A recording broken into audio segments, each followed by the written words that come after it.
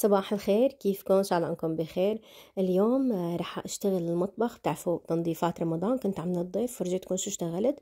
فاليوم اجى دور المطبخ وهو اصعب الشيء. هلا فرجيتكم اياه كيف كان مليوس وقايم وقاعد. طبعا ما فرجيتكم كل شيء بالتفصيل مشان ما تملوا من الفيديو، لاني قبل هالمره منزل كتير فيديوهات وانا عم رتب المطبخ. بس للتذكير قبل ما نكمل الفيديو ما تنسوا تعملوا سبسكرايب للقناه وتفعلوا زر الجرس مشان يوصلكم من قناتي كل جديد. هلا هون مثل ما انكم شايفين الخزن عندي طبعا قديمة وحالته حالة. بتعرفوا بيوت الأجار كيف بتكون، فقد ما صلحتوا فيها ما بتقدروا يعني، وما نطفت معي نهائيا لأنها مجروحة. هون بهاي الخزونة الكبير اللي كنت حاطة فيها موني وغراض، قررت اني احط فيها كل الأزاز اللي عندي. طبعا هذا الأزاز أكتره كان عندي حاطته بالبوفيات اللي نقلناهم عملناهم مثل النملية، فعملت هوني وحدة بس خاصة للأزاز الشفاف. والفوقانية هلا رح افرجيكم كيف سويتها، حطيت فيها كل الازاز اللي عندي اللي لونه ابيض. طبعا حاولت اني احط كل شيء هيك قطع بيضة وملونة عندي هون، بس في قطع صغيرة كتير ونواعم ما قدرت احطهم، فرجعت حطيتهم بالعلب نفسهم. هلا افرجيكم اياهم اللي كنت حاطة فيهم هديك المرة وقت اللي عزلت المطبخ. هون هيك حسيت صاروا احلى، يعني انه صار كل شيء قريب علي. طبعا القصد انه صاروا قريبين كلهم على بعضهم وصحون يعني، مو قريبين علي، لانه انا الخزن عندي كتير عالي. وقت اللي بدي اجيب اغراض عن جد عندي معاناة من هاي الشغلة.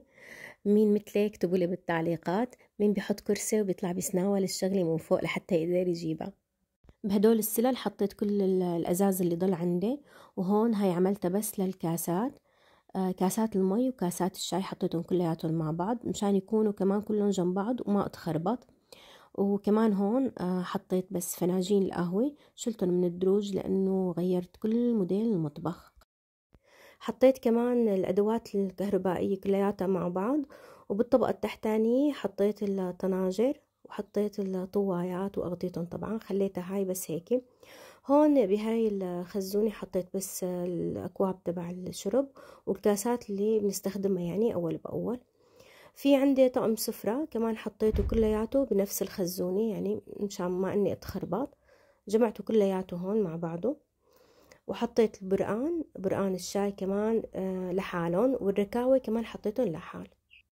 طبعا مثل ما شفتوا اني انا النملية كتير ساعدتني وطالعت حطيت فيها اغراض كتير. مثل ما شايفين خليت بس شغلات بسيطة اني اشتغل فيها مشان ما يصير كركبة عندي، يعني كتير هيك حسيت براحة نفسية.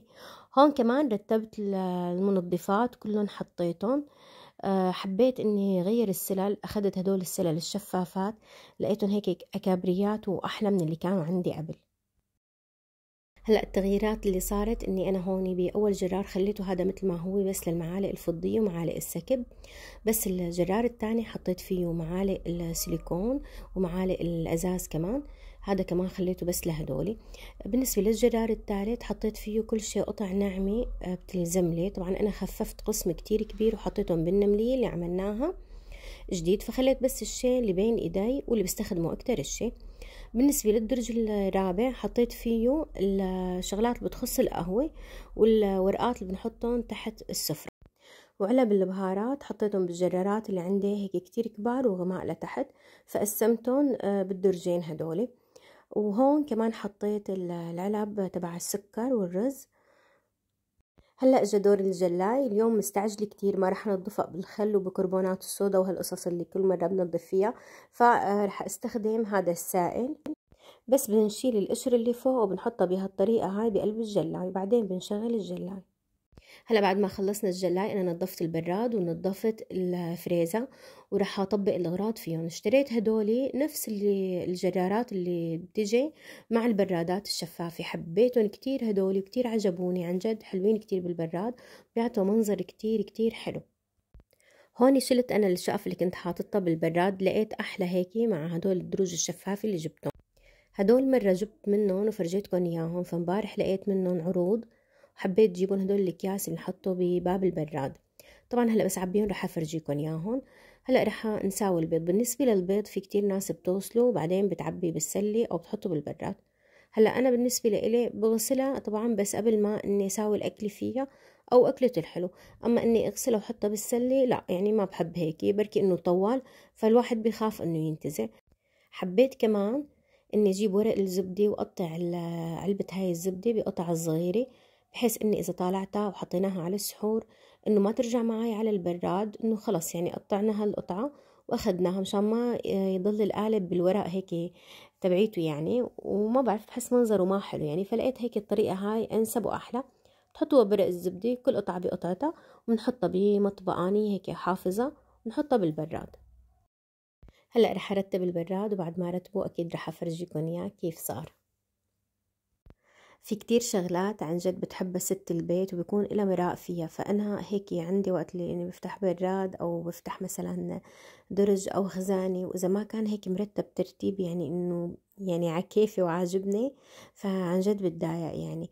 فدائما بحب إنه البراد كتير نكون مهتمين فيه، ودائما نكون معقمينه ومنظفينه.